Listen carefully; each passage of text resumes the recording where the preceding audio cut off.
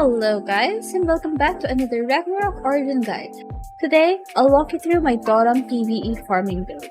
Just a quick overview, this guide will mainly focus on using the Magical Doram skills. But why Magic Doram? Well, because farming with the physical Doram skills look like this. It's total chaos. The summons are all over the place and there's a lot of downtime, making mob farming with this build inefficient. They look like they're all going for a stroll in the park. So to avoid this, we're gonna go with the Magical Doram builds. For this, we actually have two options, the Chilli Spear and the Catnip Meteorite build. I'll show you guys the difference in just a bit, but first, let's start off with the skills.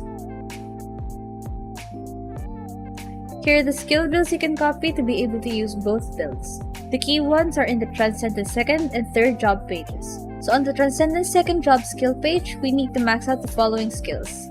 Chattering, which gives M damage bonus increase. Catnip Meteorite, as this will be one of your main AoE skills, and Soul of Land to increase Catnip Meteorite's damage. On the 3rd job skill page, max out Chilli Spear, as this will be your second main skill. Max out the Chilli Bomb, Earth Spirit Unity, and Rage of Land. Rage of Land is important to use alongside the Chilli Spear as it decreases global cooldown and makes it crit. You can decide wherever you want to put the other skill points, as these are the only main ones you'll need. Then as I said, we have two options for farming. We can either go with the Catnip Meteorite or the Chilli Spear build. I'll show you guys the items you need for the Chilli Spear farming first.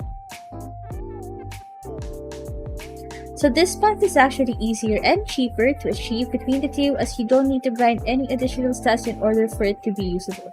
But it's important to note that you need the Chilli Blast sigil to make this work, as the sigil makes the skill AoE. The stats will actually be the same for both builds. Max out your int first to get M attack, then dex to get casting time reduction, and just put the remaining points into it.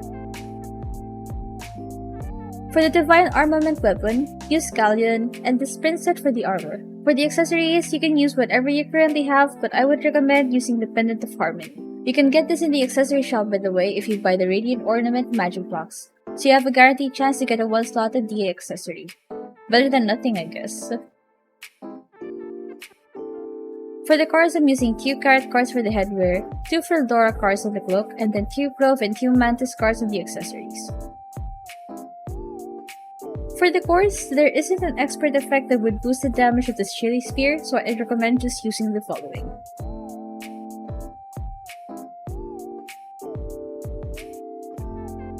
For the job sigil, use Chilli Blast so that your Chilli Spear has an AoE effect. You can use the same sigils you'd use for TR, NP, and Juke. I'd recommend using Impale, Cosmic, Berserk, and Meteor. But if you don't have the red sigils, you can substitute with Starfall and Chosen One instead. For the enchants, it's recommended to have Magic Boon on your weapons and accessories to boost your magic damage. For me, it's fine not to grind for superior M attack enchants on your headwear, backwear, and costume, as you'll only be using this build for farming anyway. Just remember to save them when you come across them while grinding for the stats that you need for the actual DPS build. Nebula Path is the same for both builds, so you can just copy this one for reference, but for the Astral Sign, remember to change this to the Grand Summoner Land. If you have spare screws, you can try getting the Wrath of Earth for additional crit damage, but this is only luxury and not necessarily needed. Then for the actual farming, the only skills you'll need on auto are Chilli Spear and Rage of Land. So that's it for the Chilli Spear farming build. Next up, we have farming with Catnip Meteorite. So this build is actually more difficult to achieve due to the annoyingly high GCD stat requirement, but it's very useful when farming clusters of mobs, and is more efficient to use for farming if you manage to reduce your CD and GCD by a lot. So you can use the same skill build and stats as the Chilli Spear for this one. The main goal is to get enough global cooldown stats so we can reduce the time it takes to use the skill by at least half. Let's check the equipments. Use Galleon for weapon and Sprint set for the armor. And then for the accessories, it's highly recommended to get a set that reduces fixed CD and global CD, but these can be difficult to get. It's recommended to use the level 115 Rings of Wisdom. You can loot them from TJK or get them from the accessory shop.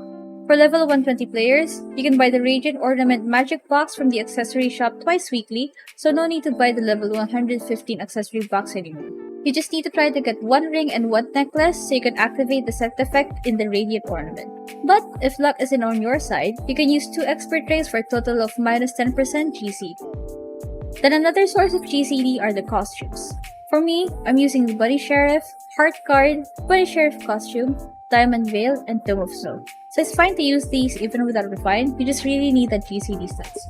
If you don't have these, you can check your wardrobe for other costumes you may have with GCD stats.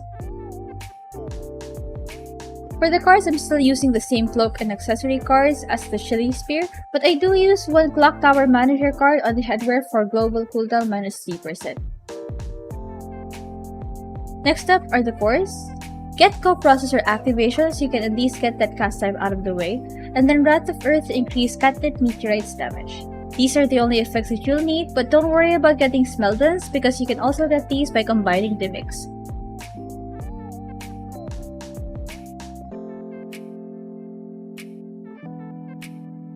For the sigils, you can use the same recommended ones as the Chilli Spear, but change one of them into Soul Reaper. This is very important because it helps reduce the global cooldown by 10%.